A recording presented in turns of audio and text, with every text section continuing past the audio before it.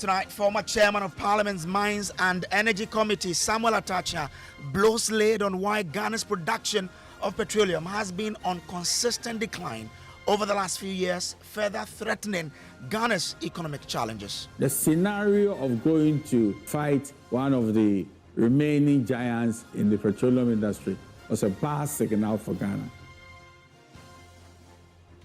Details as a minority member of the same committee also accuses government of inconsistent guidelines leading to a reduction in production due to big players leaving the country for neighboring Ivory Coast. There must be a clear guideline that says that, look, if I have two wells that are communicating among themselves, when these conditions, when you have X, Y, Z prevailing, then this is exactly what we should do to unitize. So there must be consistency in that. And luckily enough, as a country, we have done that before. We unitize the Jubilee. We have all the angles covered on this particular interesting story here on Top Story, brought to you by Telecel, connecting energies and holding insecticide spray and coil. Enjoy a holy sleep. My name is Samuel Kojo-Brace.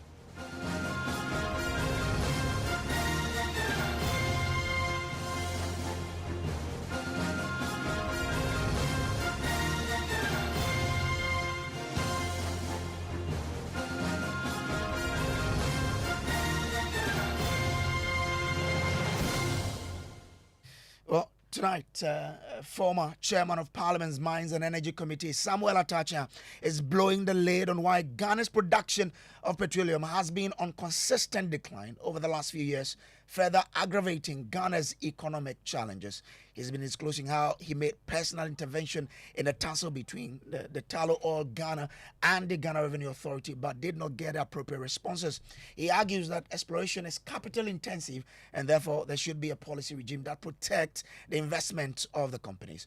He says the tussle between the Ghana Revenue Authority and Tullow Oil Ghana was a bad decision. Samuel Atta Akyea has been speaking on the big energy debate on PM Express on the JoyNews channel. I thought, with the greatest of respect, when I became the chair of the Energy and Mines Committee and I had representation from Tullow that what is going on is not good for the nation, I went very far with the matter that, why don't you bring it home? All the way to the president?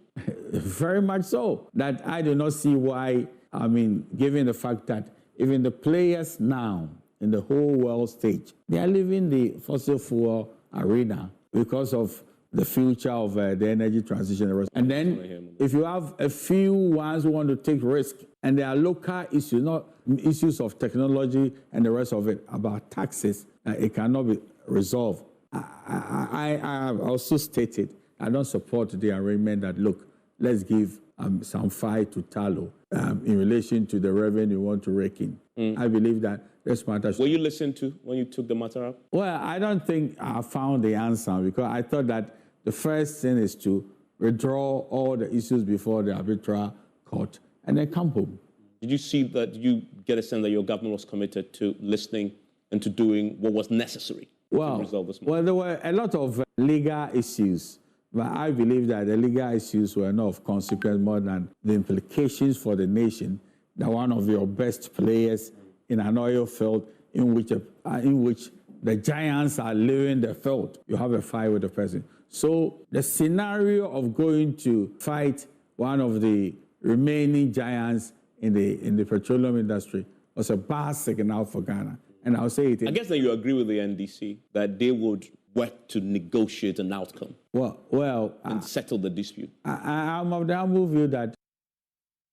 Well, speaking on the same show, minority member of the committee, Edward Bauer, accuses government of inconsistent guidelines leading to big players leaving the country's oil industry.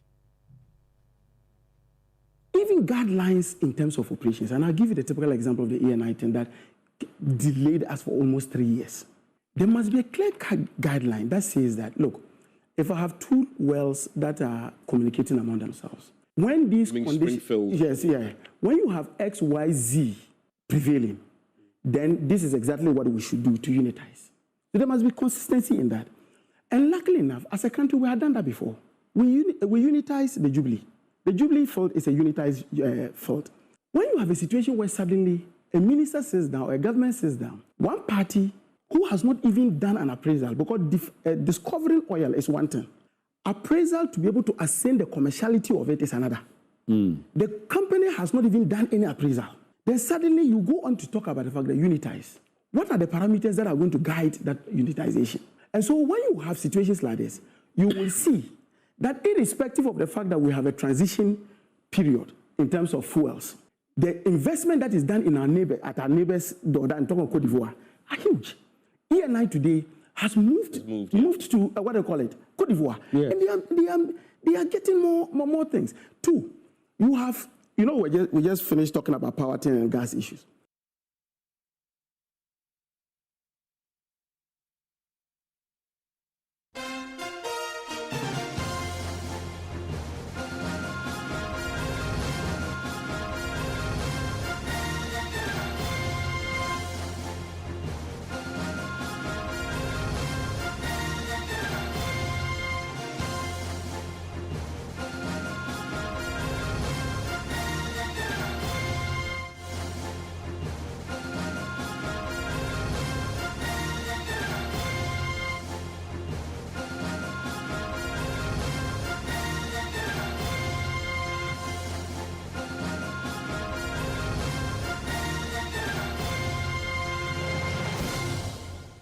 All right, so this is still top story. Let's deal more on this particular interesting development in Ghana's upstream petroleum sector, and bring in Nana Amwesi the seventh, who is the executive director of the Institute for Energy Security.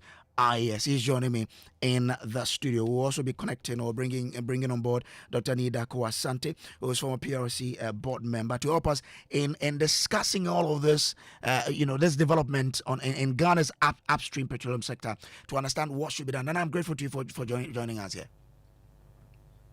Thanks for having me, Kojo. Put it into your listeners. Great. Nana, you've been studying the upstream sector. Now we understand that the production has been dwindling over the years. You hear that the Samuel Atta Akyea says the way we dealt with some of the players was no good. I mean, what do you think should be done to reverse this trend? Well, for us, the declining production upstream comes to us as no surprise. They've been struggling to even find new fields because there have been less exploration in our fields over the years. And for that reason, consistently over the last 5 years, production of oil has been declining, gas production has been equally declining. And for bad reason, we know very well that over the past 5 years, it's been difficult even getting approvals for exploration, appraisal, and production. The processes is not simplified. It's been made quite difficult over the years. We don't know why. Again, we find that there is no policy certainty, clarity, transparency, and governance issues around policy have been quite difficult for the players. And so you find some of them moving out of the country. Year in, year out, over the last 4 years, you will find in the Upstream Chamber's report all these issues, to the point where some players are compelled to move outside the country. For God's sake, I found oil here and were prepared to move ahead of it before they found oil in La Côte d'Ivoire. But out of frustration, they have to check out. And in the space of 2 years, they start production in La Côte d'Ivoire. And so today they are using La Côte d'Ivoire as a path to fly to Ghana, transact their business, and just walk out again. We believe that when they started from here. Sure, when did they start from here? In fact, they found Côte d'Ivoire as a safe home and haven. And we believe that this must be reversed if we're expecting oil production, gas production to be ramping up in the coming years.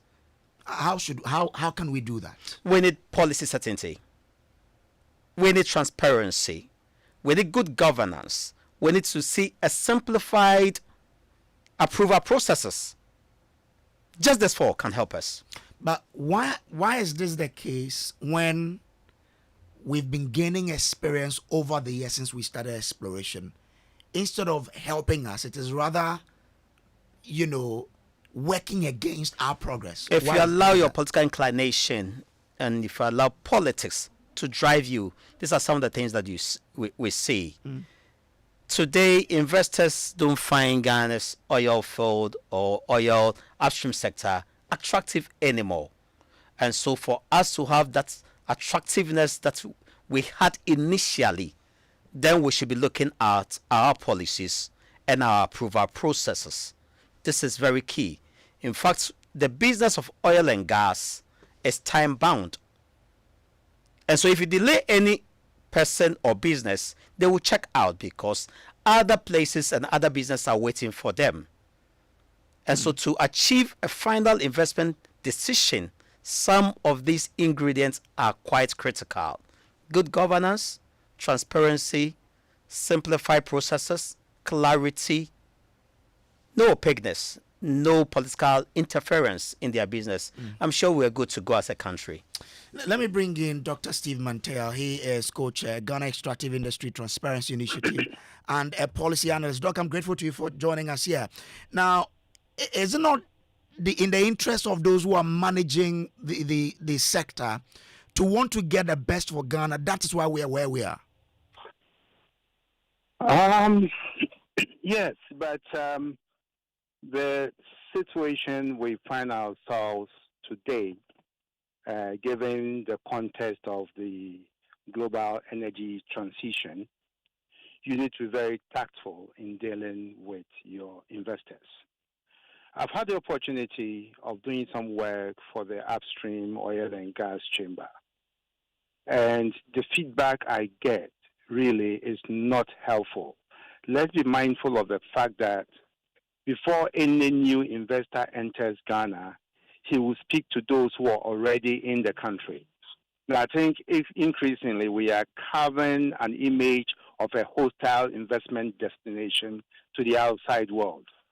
It does not therefore come as a surprise that close to a decade now, after ExxonMobil, we've not been able to attract any new investments into the oil and gas sector. That said, I need to add that the current Minister of State at the Ministry of Energy appears to understand the issues. And I know he's taking steps to address these issues. We've had some engagements. In one of the meetings, he's had to give assurances to the country director of the ENI, who had been on the run for some time now because of some contempt case against him, for which reason he had to move camp from Ghana to La Côte d'Ivoire, as Nana Mwesi indicated, and therefore focusing more investment attention on Côte d'Ivoire rather than on Ghana. The minister had given all the assurances, and I've gotten Springfield to withdraw the contempt case against UNI unreservedly, and I think things are beginning to look up.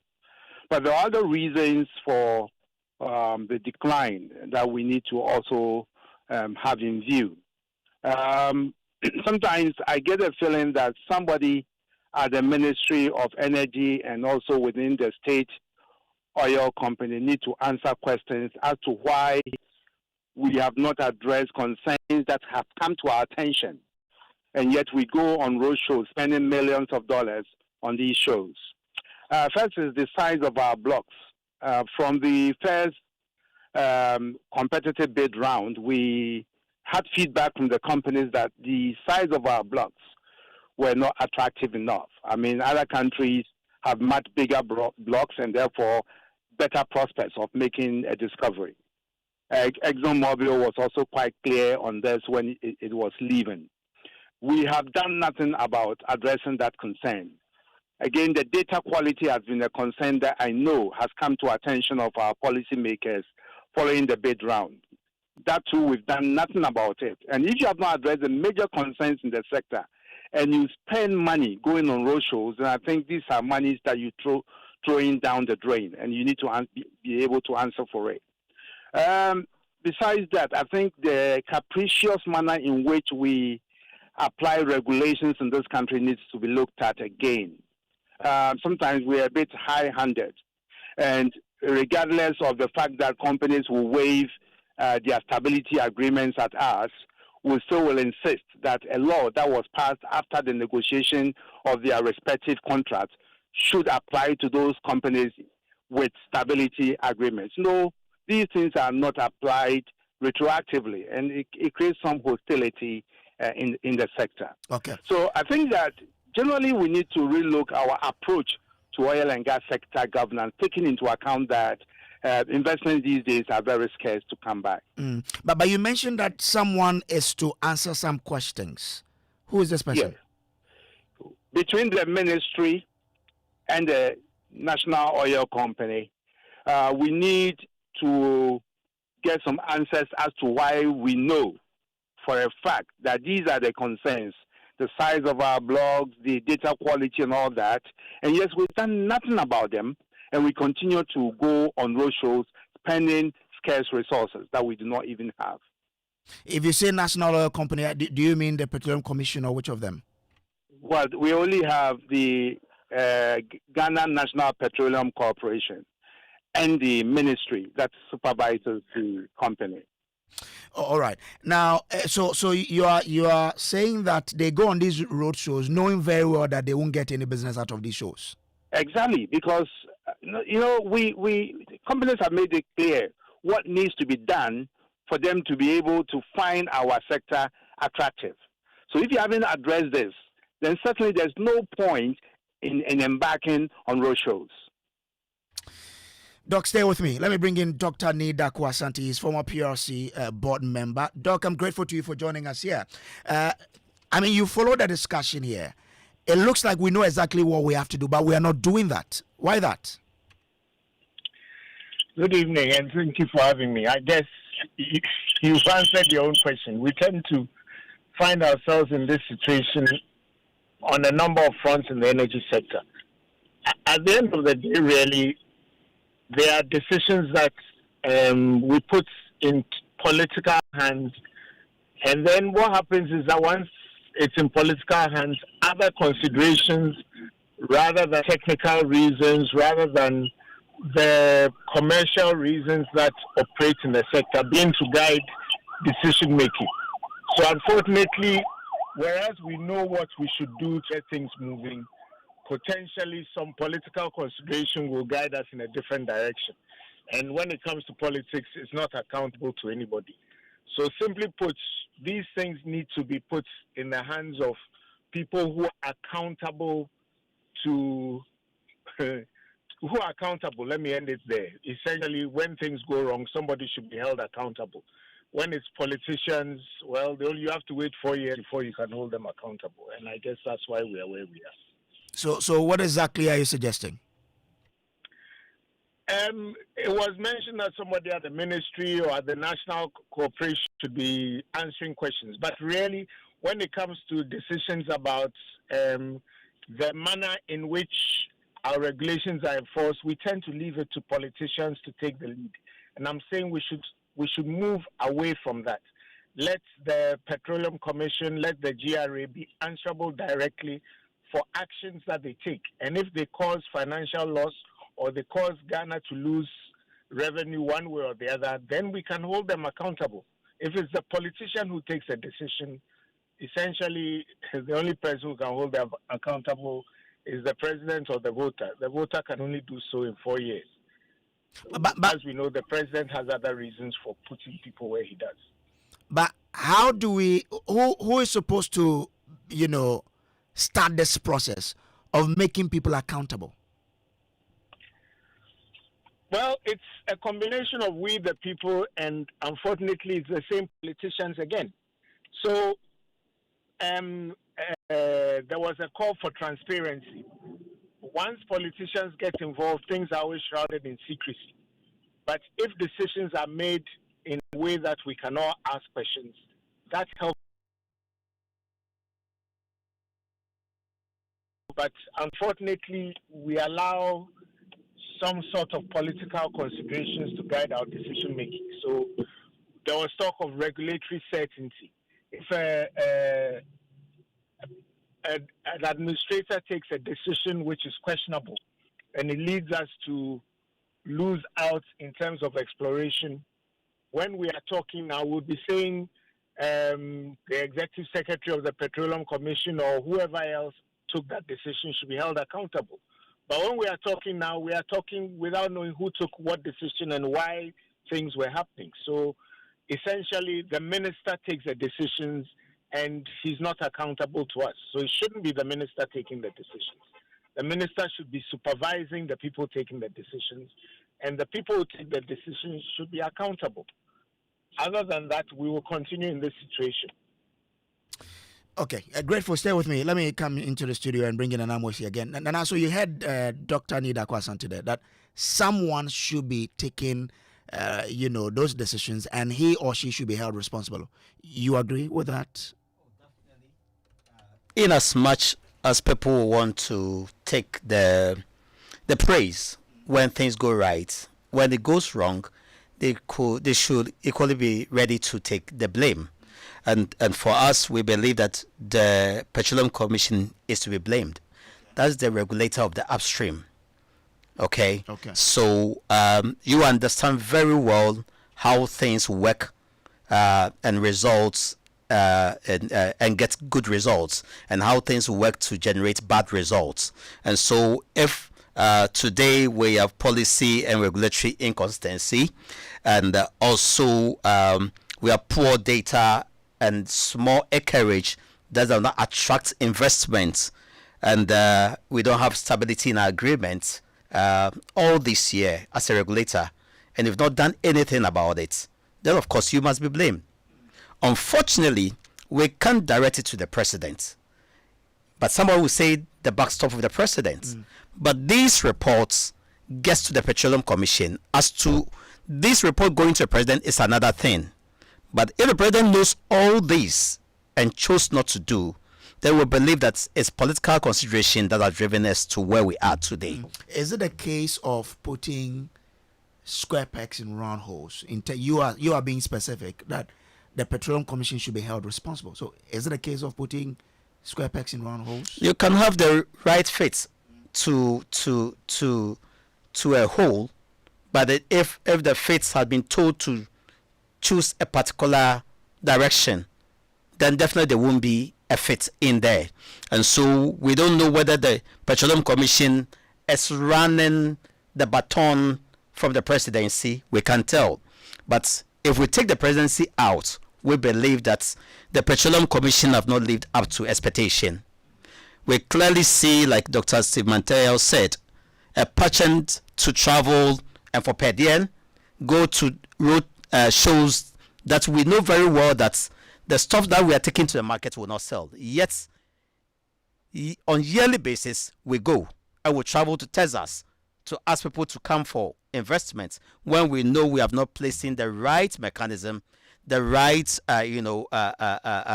tools and systems that will generate investments in the country. So the Petroleum Commission must be blamed here as a regulator. Interesting thought here. Dr. Steve Mantea, you mentioned application of regulations. In the case of the GRA, they have been given a target. And if they are chasing tallow to pay what is due them, are we right to describe that as high-handedness?